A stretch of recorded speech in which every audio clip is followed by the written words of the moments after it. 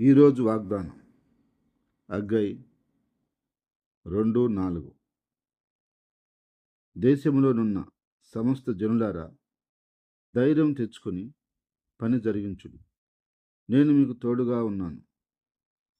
ప్రియ సహోదరి సహోదరులారా, ప్రభు సెలవిస్తున్నాడు, దేశములోనున్న సమస్త జనులారా, ధైర్యం తెచ్చుకొని పని జరిగించండి, నేను మీకు తోడుగా ఉన్నాను అంటున్నాడు. అవును నా ప్రియ సహోదరి సహోదరులారా, ఈరోజు ప్రభు మనతో సెలవిస్తున్నమాట.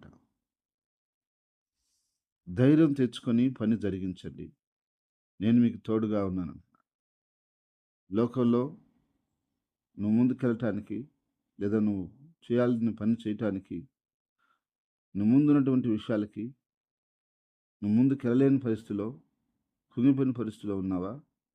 ఈ సహోదరి సహోదరుడా, ప్రభు అంటున్నాడు, నువ్వు ధైర్యం తెచ్చుకొని పని జరిగించు. ఏ పని అయితే నువ్వు జరిగించవలసి ఉందో, ఏ కార్యాలు అయితే నువ్వు చేయవలసి ఉందో, ఆ కార్యాలు చేయి.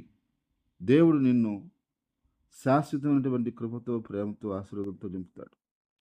ఆయన అన్ని విధాలుగా నీకు సహాయం చేస్తాడు. ఎందుకంటే ఆయన గొప్ప దేవుడు, అద్భుతమైన దేవుడు. ఆ రోజు దేవుని ప్రజలకు ఆయన తోడుగా ఉండి గొప్ప పని జరిగించాడు. ఈరోజు నీకు కూడా తోడై ఉండి నీ పనులన్నీ ఆయన జరిగిస్తాడు. అయితే నువ్వు ధైర్యం తెచ్చుకొని పని చేయటం నువ్వు ప్రారంభించాలి. దాన్ని పూర్తి చేయటం దేవుడు చేస్తాడు. నువ్వు భయపడొద్దు, దిగులు పడొద్దు, మధ్యలో డ్రాప్ అవ్వద్దు. ధైర్యంగా ఆ పని పూర్తి చేయి.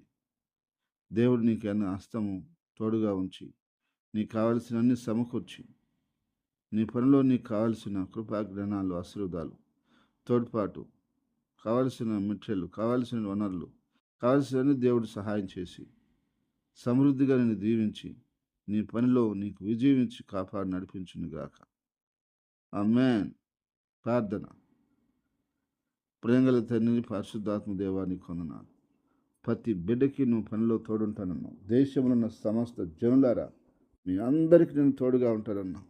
కాబట్టి ఈరోజు నీ ప్రజలు నాయన ధైర్యం తెచ్చుకొని నీ పనిలో నమ్మకంగా కొనసాగటానికి, ధైర్యంగా చేయటానికి సహాయం చేయని ప్రార్థిస్తున్నాను.